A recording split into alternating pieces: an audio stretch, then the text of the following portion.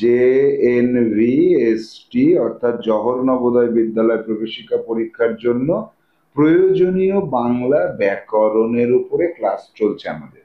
তবে ব্যাকরণ বইয়ে আমি যে বিষয়গুলোকে রেখেছি, আমি প্রথম দিন তোমাদেরকে জানিয়েছিলাম যে আমার ব্যাকরণ বইয়ে আমি কি কি বিষয়বস্তুকে একত্রিত করেছি, যা জানলে তোমার জেএনভিএসটিতে 100% ব্যাকরণের উপর কোনো প্রবলেম থাকবে না।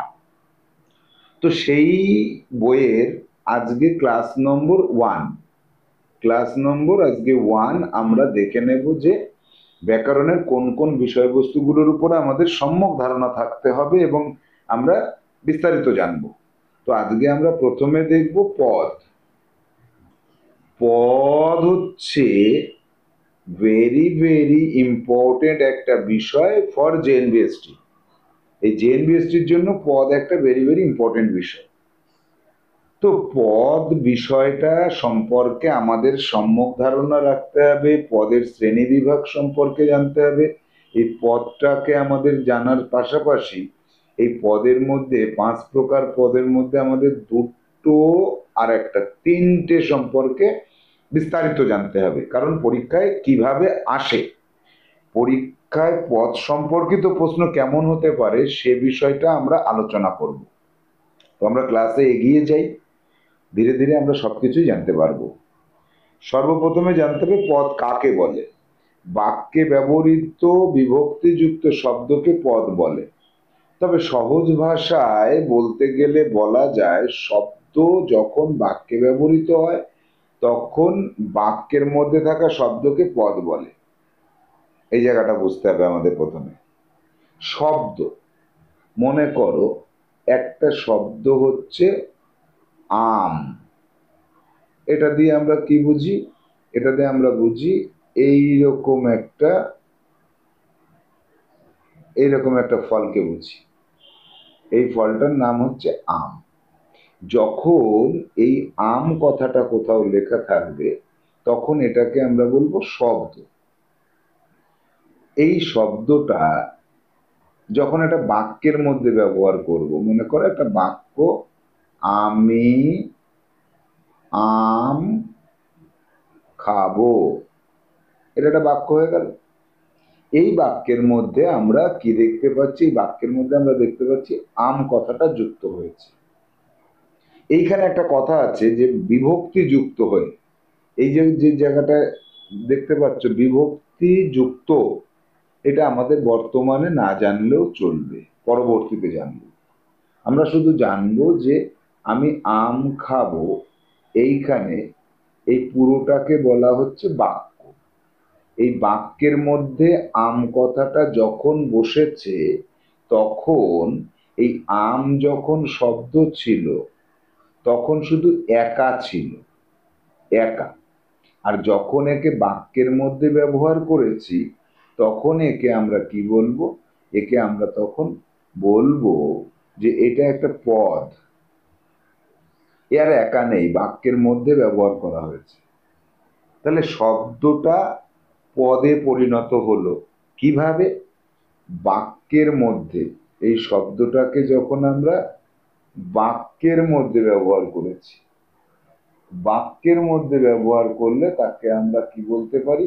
তাকে আমরা বলতে পারি যে এটা পদ হয়ে গেল, তাই তো?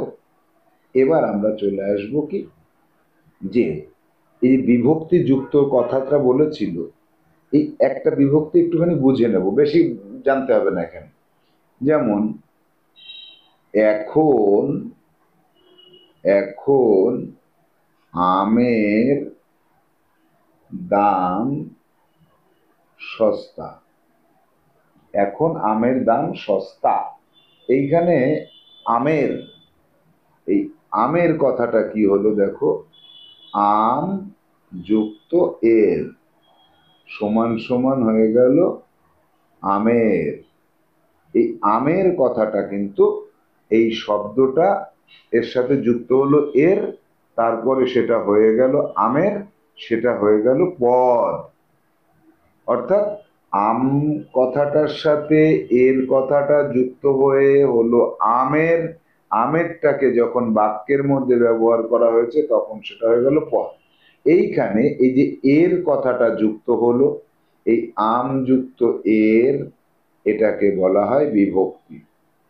তো এই বিভক্তি সম্পর্কে আমাদের ধারণা এখন না থাকলেও চলবে।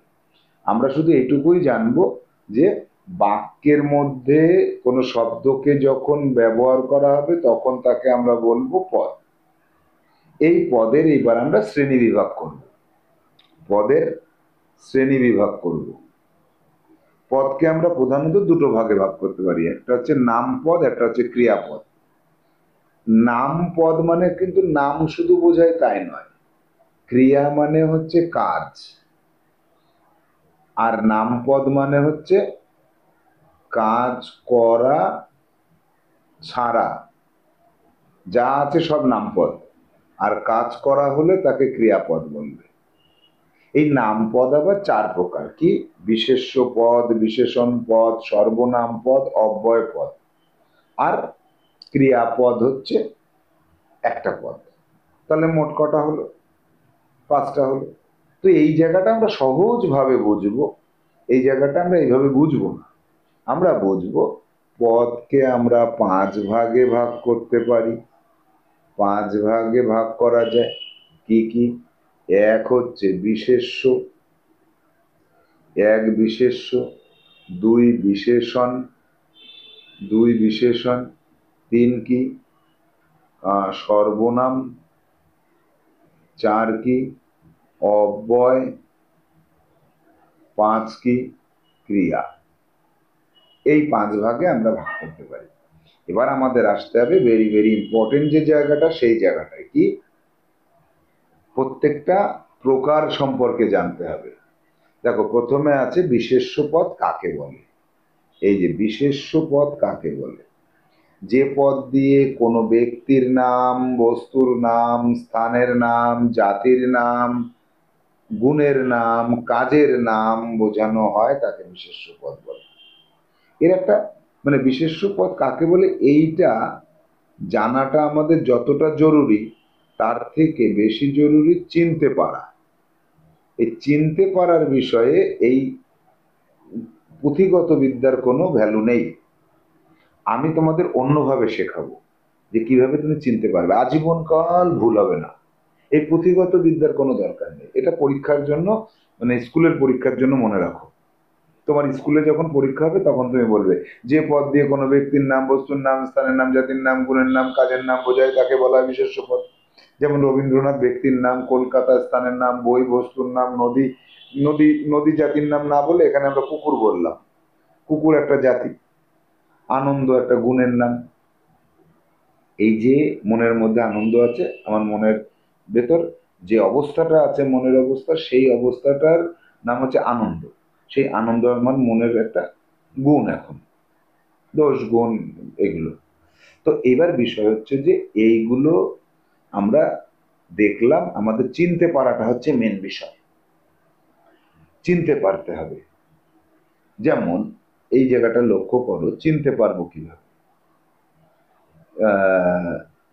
আমি আম খাবো, আমি একটু আগে বলেছিলাম এটা।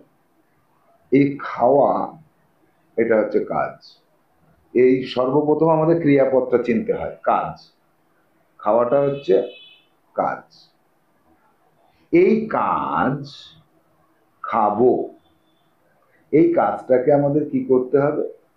এই কাজটাকে প্রশ্ন করতে হবে, কি খাবো? উত্তর চলে আসবে আম খাবো। তাহলে ক্রিয়াকে বা কাজকে কি দিয়ে প্রশ্ন করলে যে উত্তরটা পাওয়া যায় সেটা হয় বিশেষ্য পদ। এইভাবে চিনতে হবে। আরো পরবর্তীতে আরো ডিটেলসে বলবো। এই বিশেষ্য পদকে আবার কয় ভাগে ভাগ করা যায়? 2023 সালে পরীক্ষায় এসেছিল, 23 না 24 সালের জন্য আর কি, 24 সালের জন্য পরীক্ষায় এসেছিল এই বিশেষ্য পদের আবার শ্রেণী বিভাগ করে তার একটা শ্রেণীর নাম এসেছিল। এই কারণে এটা আমাদের খুবই গুরুত্বপূর্ণ। শুধু বিশেষ্য চিনতে পারলে হবে না, বিশেষ্যের আবার ভাগ আছে, সেগুলো জানতে হবে।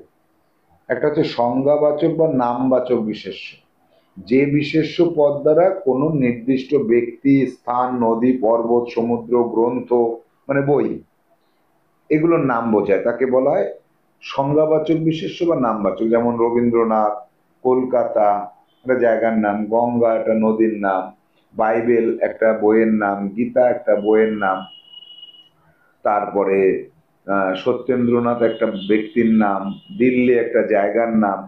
এই যে যে নাম বোঝায় তাকে সংজ্ঞাবাচক বা নামবাচক বলা হয়। নামবাচক বা সংজ্ঞাবাচক বিশেষ্য বলা হয়, মনে রাখবে, ইম্পর্টেন্ট। যাব জাতিবাচক।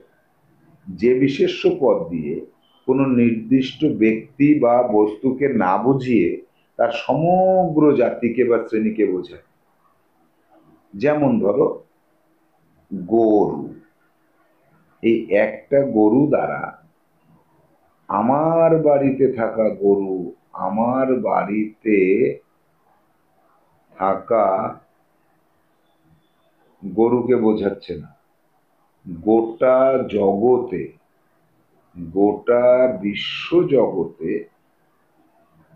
থাকা সকল গরুকে বোঝাচ্ছে। অর্থাৎ গরু জাতি, গরু একটা জাতি, একে জাতিবাচক বিশেষ্য বলে। কুকুর, বিড়াল, হাতি, গন্ডার, এগুলো সবই হচ্ছে একটা নির্দিষ্ট জাতিকে বোঝাচ্ছে, তাই একে বলা হচ্ছে জাতিবাচক বিশেষ্য। যাব পরবর্তীতে বস্তুবাচক বিশেষ্য। যে বিশেষ্য পদ দিয়ে কোনো বস্তুর নামকে বোঝানো হয়, যেমন কি, জল, চিনি, লবণ, মাটি, বালি, কাঠ, ইট, পাথর, খাট, আলমারি, mobile phone, microphone, tab, computer ইত্যাদি ইত্যাদি ইত্যাদি, এগুলোকে বলা হচ্ছে বস্তু, কোনো একটা বস্তুর নাম। তো এবার আমরা যাব সমষ্টিবাচকে। সমষ্টিবাচক বিশেষ্য পদ কি? যে বিশেষ্য পদ দিয়ে কোনো ব্যক্তি বা বস্তুর একটা সমষ্টিকে বোঝায়। জাতি, দেখো একটু আগে জেনেছিলাম জাতিবাচক আর একটা হচ্ছে সমষ্টিবাচক, দুটো কিন্তু একই রকম লাগে, কিন্তু দুটো একই জিনিস নয়। জাতি বলতে গোটা জাতিটাকে বোঝাবে, আর সমষ্টি বলতে, যেমন ধরো মানুষ, মানুষ কিন্তু জাতি। এবার কয়েকজন মানুষ, পুরো জাতিটা না, কয়েকজন, কয়েকজন মানুষ মিলিয়ে একটা জায়গায় বসে তারা আলাপ আলোচনা করছে, এই জায়গাটায় বসে, তখন তারা সভা করছে। সভা, একদল, একদল মানুষ, এইখানে কিন্তু টোটাল মানব জাতি নয়, তার মধ্যে থেকে কয়েকজনকে নিয়ে আসা। তাহলে সমষ্টিবাচক বিশেষ্যটা কি? যে বিশেষ্য পদ দিয়ে কোনো ব্যক্তি বা বস্তুর একটা সমষ্টিকে বোঝায়, পুরো জাতিকে বোঝায় না। যেমন একটা সভা, সমিতি, দল, জনতা, বাহিনী। এক গোছা আঙুর, এই যে গোছা আঙুর, আঙুর কিন্তু একটা জাতি, পুরো জাতিটা হচ্ছে আঙুর। আর এক গোছা আঙুর মানে পুরো জাতির মধ্যে থেকে একটা গোছা নিয়ে আসলাম, এখানে দেখো অনেকগুলো আঙুর ফল রয়েছে। এই, তাহলে এই অল্প কটাকে একসাথে বলা হবে সমষ্টিবাচক। আর টোটাল একটা আঙুর বলে যদি বলে আঙুর মানে সারা পৃথিবীর সব আঙুর জাতি, তখন হবে জাতি। তাহলে জাতি আর এই সমষ্টি এর পার্থক্যটা বুঝতে পেরেছো তো? তো আমাদের এই যে বাংলা ব্যাকরণের উপরে যে ক্লাসটা আমাদের চলছে, এই বইটা সম্পর্কে যদি কেউ বলো ওই বইটা সংগ্রহ করবো, তাহলে আমি বলবো যে না, আমাদের স্টুডেন্ট যারা আছো বা এই যে ইউটিউবে তুমি যেমন দেখতে পাচ্ছ এইভাবে বই বিক্রি হবে না। হ্যাঁ, আমাদের যেটা চলছে সেটা হচ্ছে মক টেস্ট। মক টেস্ট তুমি 400টা মক টেস্ট দিতে পারবে আমাদের কাছ থেকে দুই রকম ভাবে। এক হচ্ছে মক টেস্টের পিডিএফটাকে সংগ্রহ করে নিতে পারো, আর না হলে আমাদের গ্রুপে যুক্ত থেকে তুমি প্রতিদিন 5টা 6টা 7টা করে পরীক্ষা দিতে পারো উত্তর মিলিয়ে, এবং আমাদের কাছ থেকে সহযোগিতা নিয়ে সঠিক মানে তোমার ভুল গেলে বা না বুঝতে পারলে সেই জায়গাটা বুঝতে পারবে। তো এটা বুকিং করার জন্য 9932224569 নম্বরে যোগাযোগ করতে হবে। এবার আসবো গুণবাচক বিশেষ্য। যে বিশেষ্য পদ কোন গুণ বা বৈশিষ্ট্য বা ধারণার নাম প্রকাশ করে, যেমন দয়া, মায়া, সততা, ধৈর্য, আনন্দ, এইগুলোকে মানে কিরকম হলো ব্যাপারটা, যে একটা গুণ, একটা মানে ধারণা বা কোনো কিছু বৈশিষ্ট্য। যেমন ধরো আমার মনে মায়া আছে, আছেটা ক্রিয়া, কি আছে, তার উত্তর হচ্ছে মায়া। তাহলে এটা বিশেষ্য।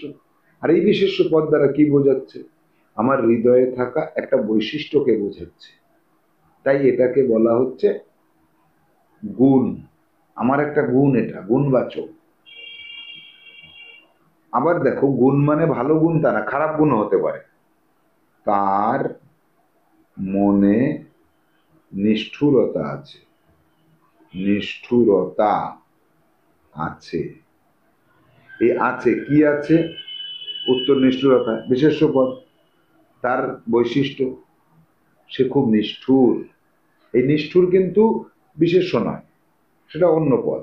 কিন্তু তার মনে কি আছে, নিষ্ঠুরতা আছে, একটা নাম বোঝাচ্ছে, তার মনে থাকা বৈশিষ্ট্যের নাম। একে বলা হচ্ছে ভাববাচক বিশেষ্য। এবার আমরা যাব বিশেষ্য পদের, আমরা যে এই গুণবাচক বিশেষ্য বললাম, আর ভাববাচক বা ক্রিয়াবাচক বিশেষ্য 6 নম্বরে যাব। যে বিশেষ্য পদ দিয়ে কোনো কাজের নাম বা ভাব প্রকাশ করে, যেমন গমন। গমন কথার অর্থ হচ্ছে এক জায়গা থেকে অন্য জায়গায় যাওয়া। এই যাওয়া কাজ, কিন্তু গমন মানে কাজ করা বোঝাচ্ছে না, কাজের নামটা বোঝালো। আমি যাই বা আমি যাব বা আমি যাচ্ছি, এগুলো দিয়ে কিন্তু কাজ করা বোঝাচ্ছে, এটা হচ্ছে কাজ করা হচ্ছে। আর গমন দিয়ে কিন্তু কাজের নাম বোঝাচ্ছে, কাজের নামটা বোঝাচ্ছে। একে ভাববাচক বা ক্রিয়াবাচক বিশেষ্য বলে। তাহলে বিশেষ্য পদ সম্পর্কে আমরা জানলাম 6টা বিশেষ্য। এ কটাকে মুখস্থ করে ফেলবে আজকেই, মুখস্থ করে প্রত্যেকটার একটা করে উদাহরণ মুখস্থ করে ফেলতে হবে, খাতায় নোট করে নেবে সব। যাব বিশেষণ পদে, very very very very important বিশেষণ পদ। যে পদ বিশেষ্য, সর্বনাম বা ক্রিয়াপদের দোষ, গুণ, অবস্থা, সংখ্যা, পরিমাণ ইত্যাদি প্রকাশ করে তাকে বিশেষণ পদ বলে। পরীক্ষার জন্য বা তোমার স্কুলের জন্য তুমি এটা মুখস্থ করে রেখো। এই রকম পুঁথিগত সংজ্ঞা আমার দরকার নেই, আমরা চলে যাব অন্য রকম ভাবে। কিভাবে চিনবো সেটা, উদাহরণ থেকে চলে আসব। ভালো ছেলে বিশেষ্যের গুণ প্রকাশ করছে, দ্রুত হাঁটা ক্রিয়ার গুণ প্রকাশ করছে, 10টি আম সংখ্যা প্রকাশ করছে। আচ্ছা, এগুলো আমার জানার কোনো দরকার নেই। আমি যাব কি, আমি যাব যে আমি একটা পাকা আম খাবো। চিনবো কিভাবে, দেখো, খাবো, কি খাবো, আম খাবো। আমটা কি, বিশেষ্য। এই বিশেষ্য, এই বিশেষ্যটাকে প্রশ্ন করব কেমন, কেমন আম, পাকা আম। এই কেমন দিয়ে প্রশ্ন করলে যা পাওয়া যায় তাকে বলা হয় বিশেষণ।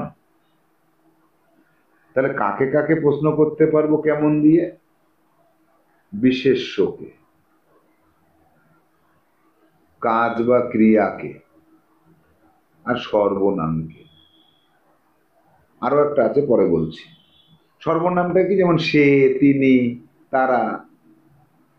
বিকাশ ভালো ছেলে, সে স্কুলে যায়, এই যে সে, এই সেটা হচ্ছে সর্বনাম। তাহলে সে ভালো, সে কেমন, ভালো, বিশেষণ পদ। আচ্ছা, ক্রিয়া, ক্রিয়া যেমন ধরো জোরে হাঁটো, হাঁটা ক্রিয়া, কেমন ভাবে হাঁটবো, জোরে হাঁটবো, জোরে হাঁটো, তাহলে এটা বিশেষণ। তাহলে ক্রিয়াকে, সর্বনামকে, বিশেষ্যকে যদি কেমন দিয়ে প্রশ্ন করো, কেমন, তার যে উত্তর তুমি পাবে সেটা হয়ে যাবে বিশেষণ। আবার আর একটা বলেছিলাম না, বিশেষণকেও যদি তুমি প্রশ্ন করো কেমন দিয়ে, তার উত্তর পেলেও সেটা বিশেষণ হবে। যেমন একটু আগে আমি দেখালাম, সে ভালো, এটা বিশেষণ। কেমন ভালো? খুব ভালো, সে খুব ভালো, এই ভালো বিশেষণ। কেমন? খুব, এটাও বিশেষণ। এই বিশেষণের বিশেষণ। তাহলে যেটা এই বিশেষ্যকে বলবে কেমন, সেটা হবে বিশেষ্যের বিশেষণ। ক্রিয়া কেমন? ক্রিয়ার বিশেষণ। বিশেষণ কেমন? বিশেষণের বিশেষণ। তাহলে বিশেষণ পদের শ্রেণী বিভাগে যাব এবার আমরা। বিশেষণ পদের শ্রেণী বিভাগে মূলত 5 প্রকার, তবে প্রধানত বিশেষণ পদ কি ধরনের পদকে বিশেষিত করছে তার উপর নির্ভর করেই কয়েকটি ভাগে ভাগ করা। যেমন নাম বিশেষণ, যেটা বিশেষ্যকে বলে কেমন, তাকে বলে নাম বিশেষণ। নাম বিশেষণটা কিরকম? যেমন ভালো ছেলে, খারাপ ছেলে, এই ভালো ছেলে, খারাপ ছেলে। তো এই যে ভালো খারাপ, এই কাকে বোঝাচ্ছে? কেমন, এই ছেলেটাকে, বিশেষ্যকে বোঝাচ্ছে। এবার আসবো আমরা যে রং, গুণ বাচক বিশেষ্য। এই বিশেষণ, বিশেষণ গুণবাচক বিশেষণ, এই বিশেষণের কোনো নাম পদের দোষ, গুণ, অবস্থা, আকার, রং ইত্যাদি বোঝায়। যেমন ভালো ছেলে গুণবাচক হয়ে গেল। ও নীল শাড়ি রং বোঝালো, রোগা শরীর গুণবাচক বোঝাচ্ছে। তাহলে এইখানে আমাদের একটু জানতে হবে যে বিশেষ্যপদ কোনো বিশেষ্য বা সর্বনাম পদকে বিশেষিত করে তার নাম বিশেষ। যেমন এটি সবচেয়ে প্রচলিত বিশেষণ। কিন্তু আমি যেটা বললাম ওই দোষ গুণকে আলাদা ভাগ করেছে। আবার নামবাচক বিশেষণ কোনটা? যেমন বড় ভাই বা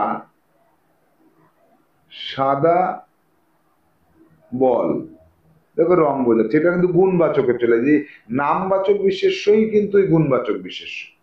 আচ্ছা, এই নামবাচক বিশেষ্য এবার আমি বুঝতে পেরেছি, তোমরা এতক্ষণ আমার ভুলটা ধরিয়েই দিলে না। নামবাচক বিশেষ্য যেটা আমি বললাম তার মধ্যে এবার শ্রেণী বিভাগ করেছে। এই গুণবাচক, তারপরে বোঝাচ্ছে সংখ্যাবাচক, এটাও নামবাচকের মধ্যে পড়ছে। আবার কি বোঝাচ্ছে? পরিমাণবাচক। তাহলে সংখ্যা সবই কিন্তু বিশেষণ। 10 টাকা, প্রথম সারি। পরিমাণ বোঝাবে অনেক জল, 1 কেজি। এগুলো কিন্তু নামবাচক বিশেষণ। এবার সর্বনামীয় বিশেষণ, এই বিশেষণ পদ সর্বনাম থেকে তৈরি হয়।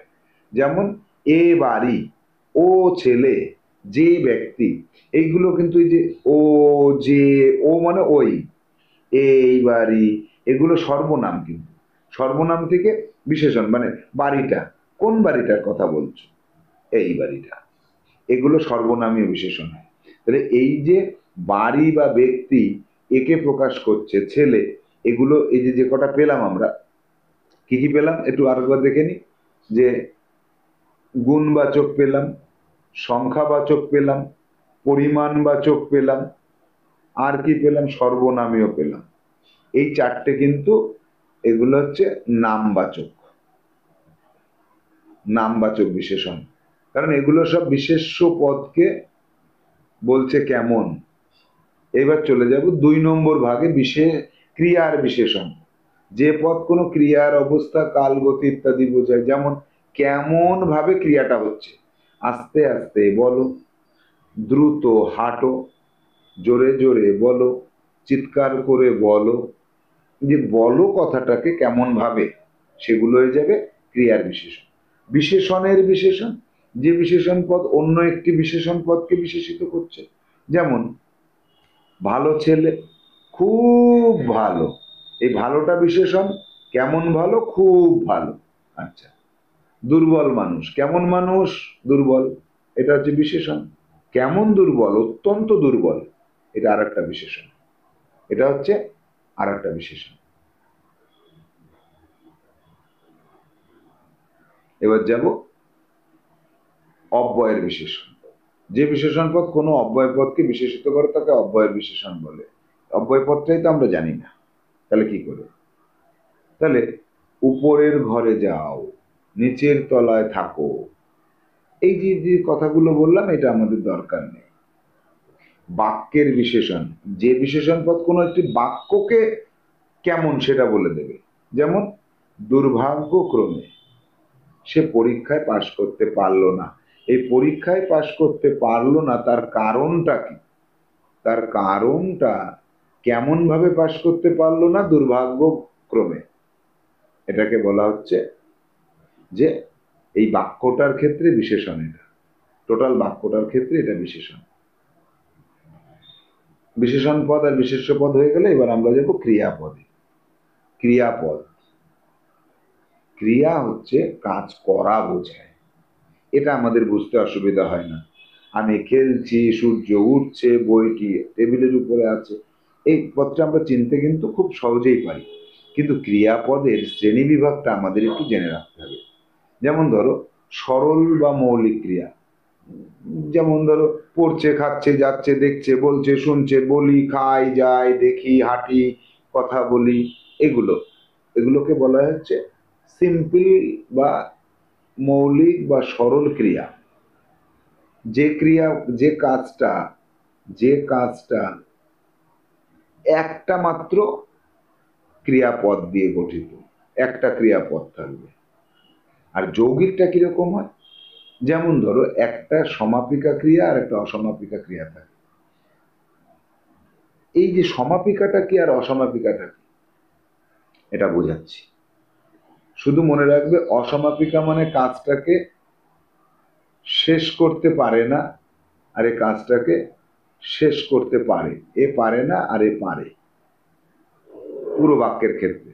যেমন সে বসে পড়লো, দেখো এখানে দুটো ক্রিয়াপদ আছে, একটা হচ্ছে বসে আর একটা হচ্ছে পড়লো। পড়লো, এই কথাটা না বললে কি হতো দেখা যাক। এই কথাটা বলবো না, এটা বাদ দাও। সে বসে, ওমা বসে কি, সমাপ্ত হলো না, এটা অসমাপিকা ক্রিয়া। এবার যেই পড়লো কথাটা যুক্ত করলাম, বাক্যটা সম্পূর্ণ হয়ে গেল, এটাকে বলবো সমাপিকা ক্রিয়া, এটা হবে সমাপিকা ক্রিয়া। তাহলে এই সমাপিকা আর অসমাপিকা মিলিয়ে যে ক্রিয়াপদটা হলো এই বসে পড়লো, এটা হবে যৌগিক ক্রিয়া। দুটোকে একসাথে মিলিয়ে একটা ক্রিয়া হলো। নাম ধাতুর ক্রিয়া, বিশেষ্য বিশেষণ বা অব্যয় পদের সাথে আ যুক্ত হয়ে যে ক্রিয়া হয় তাকে নাম ধাতুর ক্রিয়া বলে। দরকার নেই, এটা আমাদের দরকার নেই, এইটা দরকার আছে, ভেরি ভেরি ইম্পর্টেন্ট। কর্ম অনুসারে ক্রিয়া কয় প্রকার? সকর্মক আর অকর্মক। সকর্মক মানে যে ক্রিয়াপদকে কি দিয়ে প্রশ্ন করলে তার উত্তর পাওয়া যায় তাকে সকর্মক ক্রিয়া বলে। যেমন বাবা খাবার খাচ্ছেন, এই খাচ্ছেন ক্রিয়া, একে প্রশ্ন করো কি দিয়ে, কি দিয়ে বা কাকে দিয়ে। কি খাচ্ছেন? খাবার খাচ্ছেন, এটা কর্ম। তাহলে কর্ম থাকলে সকর্মক ক্রিয়া বলে, আর কর্ম না থাকলে অকর্মক ক্রিয়া বলে। এই দেখো সে হাঁটছে, এই হাঁটছে কে প্রশ্ন করো, কি দিয়ে প্রশ্ন করো, কি, কি হাঁটছে, উত্তর নেই। কাকে হাঁটছে, উত্তর নেই। তাহলে এখানে কোনো কর্ম নেই, অকর্মক ক্রিয়া হলো। এই হচ্ছে গেল এই সমাপিকা ক্রিয়া অসমাপিকা ক্রিয়াটা আমি বলেছিলাম, এখান থেকে দেখে নাও। যে ক্রিয়া বাক্যের অর্থ সুস্পষ্ট করে দেয় বা বাক্যকে শেষ করে দেয় সমাপিকা বলে, আর অসমাপিকা ক্রিয়া যে বাক্যকে সম্পূর্ণরূপে শেষ করতে পারে না তাকে অসমাপিকা ক্রিয়া বলে। অব্যয় পদটা একটুখানি জেনে নিতে হবে। যে পদের কোন রকম লিঙ্গের, বচনের, কারকের কোন রকম কোনো কিছু পাল্টালে সেই পদটা পাল্টায় না, তাকে বলা হয় অব্যয় পদ। অব্যয় পদ যেমন এবং, এবং, আমি, তুমি, এগুলো হচ্ছে কি, সে পুরুষ পরিবর্তন করলাম, বা বা মা লিঙ্গ পরিবর্তন করলাম। কোনো কিছুর সঙ্গে এবং এর কোনো পরিবর্তন হবে না, এবং কোনোদিনও পরিবর্তন হয় না, এবং পরিবর্তন হয় না। এখানে তোমরা বুঝতে পারছো না যে তাহলে পরিবর্তন কার হয়? ক্রিয়ার কিন্তু পরিবর্তন হয়। যেমন দেখো, আমি যাব আর তুমি যাবে, দেখো ক্রিয়া কিন্তু পরিবর্তন হয়ে যায়। কিসের জন্য? পুরুষ পরিবর্তন হলে ক্রিয়ার পরিবর্তন হয়ে যায়। আমি উত্তম পুরুষ, তুমি মধ্যম পুরুষ, বানান পরিবর্তন হয়, কিন্তু এবং এর কোনো পরিবর্তন হলো? হলো না। তাহলে যে পদের কোনো পরিবর্তন হয় না তাকে বলা হয় অব্যয় পদ। আর আমি অন্যভাবে শেখাবো, আমি বলবো যে বিশেষ্য, বিশেষণ, সর্বনাম, ক্রিয়া, এই চারটে বাদ দিলে এই পৃথিবীতে যা কিছু পড়ে থাকবে সব অব্যয়। এটা সবচেয়ে সহজ হয়ে গেল না? এই অব্যয়ের আবার কতগুলো শ্রেণীবিভাগ করেছে, দরকার নেই আমাদের। হ্যাঁ, এই কটাই আমাদের জানলে হবে। তাহলে ক্রিয়াকে বা বিশেষ্যকে বা বিশেষণকে, এই তিনটেকে আমাদের জানতে হবে। তাহলে বিশেষ্য, বিশেষণ আর ক্রিয়া, এই তিনটেকে আমাদের চিনতে পারা, আর কি পরিবর্তন করতে পারা। এবার এই পরিবর্তনের উপর আলাদা ক্লাস আমি করব। যেমন ধরো আনন্দ, আনন্দ, এখান থেকে পরিবর্তন করলে হবে আনন্দিত। অনেক সময় বানান পরিবর্তন দেখে অনেকে ভাবে কি পরিবর্তন হয়েছে, না, ভাবতে হবে পরিবর্তনটা কতটা হলো। আনন্দ আমার মনের মধ্যে আছে একটা গুণ, সেই গুণের নাম, তাহলে এটা বিশেষ্য, আমার মনের মধ্যে থাকা একটা অবস্থা। আর আনন্দিত, সে আজ আনন্দিত, সে কেমন, সে আনন্দিত, এটা বিশেষণ, বিশেষণ। তাহলে বিশেষ্য থেকে বিশেষণ হলো, অর্থাৎ পদের পরিবর্তন হলো। তাহলে আনন্দ থেকে আনন্দিত, পদের পরিবর্তন, এটাকে বলবো পরিবর্তন। আর এই পরিবর্তন করতে পারাটা আমাদের কাছে ভেরি ভেরি ইম্পর্টেন্ট।